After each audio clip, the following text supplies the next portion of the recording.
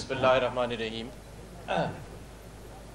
मोहतरम वज़ीर आला साहब, पाकिस्तान तहरीक इंसाफ के कारकुनान, LDA के अफसरान, सीनियर वज़ीर असलम इकबाल साहब, सबसे पहले तो चौधरी साहब मैं आपको ये बताना चाहता हूँ कि ये जो हमारा इलाका है साबका NA 126 कहलाता था, और जब मैंने 2013 में यहाँ पे इलेक्शन लड़ा तब NA 121 कहलाता था, और 2013 से 2018 के दरमियान इसकी डेवलपमेंट के अंदर कोई खातिर खा तब्दीली नहीं आई।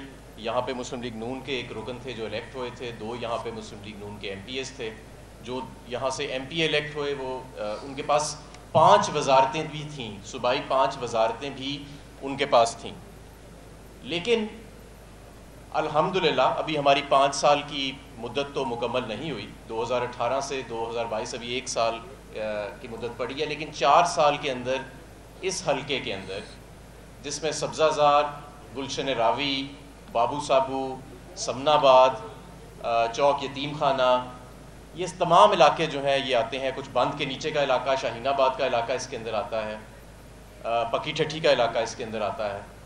ये सारे इलाके आज 2018 से इनका मुआवजना करें तो ज़मीन आसमान का अल्हम्दुलिल्लाह इसके अंदर फ़र्क है। मैं आपको ये भी बताना चाहता हूँ कि सिर्फ जो मेरे ज़रिए काम हुए 3 अरब 33 करोड़ और 80 लाख के मंसूबे अप्रूव्ड हैं, जिसमें से 2 अरब 22 करोड़ 80 लाख के मंसूबे अपनी तकमील तक पहुँच चुके हैं।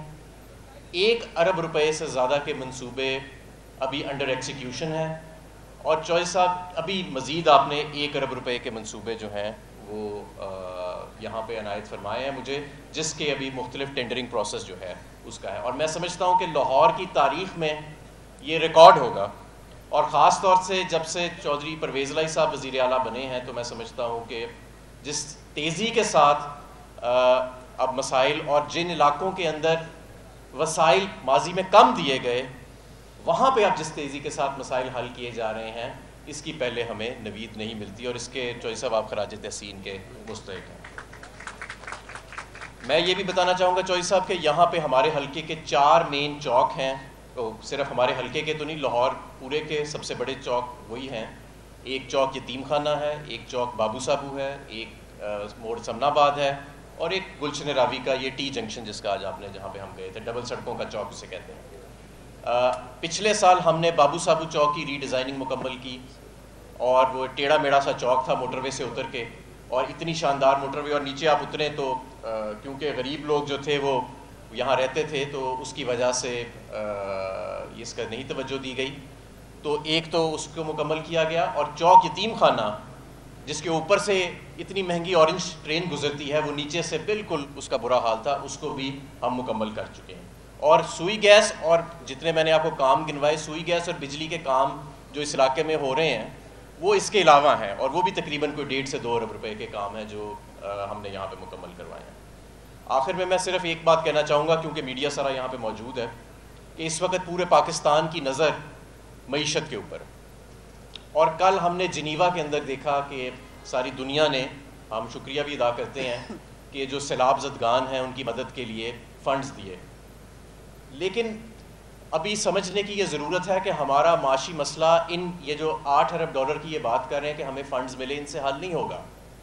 हमें संजीदगी के साथ अपनी माशी पॉलिसी को दोबारा देखना पड़ेगा असर नौ से। 8 अरब डॉलर में से अक्सरियत वो रकम है वर्ल्ड बैंक की, एशियन डेवलपमेंट बैंक की, इस्लामिक डेवलपमेंट बैंक की, जो पहले से मंजूर शुदा कर्जे थे, उनका सिर्फ नाम बदल के उन्हें क्लाइमेट चेंज की ज़िम्रे में लाया गया। तो ये पहले से जो हमारे प्रोजेक्टेड इनफ्लोस थे अगले 3 साल के, उसके अंदर इनकी कैलकुलेशन शामिल है, और कोई 1-1.5 अरब जो अजाफी हमें कर्जा मिलेगा वो भी अगले 3 साल के ऊपर मुहित है। तो हमारा जो मौजूदा माशी मसला है, वो माशी मसला इसकी आड़ में हल नहीं होता नज़र आ रहा। हमें संजीदगी के साथ अपने क्रेडिटर्स और IMF के साथ दोबारा इंगेजमेंट करनी पड़ेगी, नंबर 1, और नंबर 2, एक नई मुंतखब हुकूमत ही अब इस मुल्क को सहारा दे सकती है। तो हमें अब ये गिमिकरी जो शहबाज शरीफ का एक टोकन बन चुका है गिमिकरी का, उससे हमें बाहर निकल के अब हमें संजीदा बुनियादों के ऊपर इस माशी मसले को हल करना पड़ेगा। ورنہ نقصان بہت زیادہ ہو جائے گا اور دیر بہت زیادہ ہو جائے گی. بہت شکریہ. 2022 بہت سارے تحفے بھی دیکھے گیا پاکستان کی عوام کو. پاکستان کی عوام کو ایک تحفہ یہ دیا کہ عوام کو پتہ چل گیا کہ پاکستان کا میڈیا کیا ہے. سال 2022 میں سب سے زیادہ دیکھے جانے والا چینل بول نیوز رہا نمبر 1. ہم نے بہت سارے شوز اور ٹرانسمیشنز کی. پورا سال مسلسل جدوجہد میں نکل گیا کہ یہ ووٹ آف کانفیڈنس کے پیچھے کون لوگ تھے.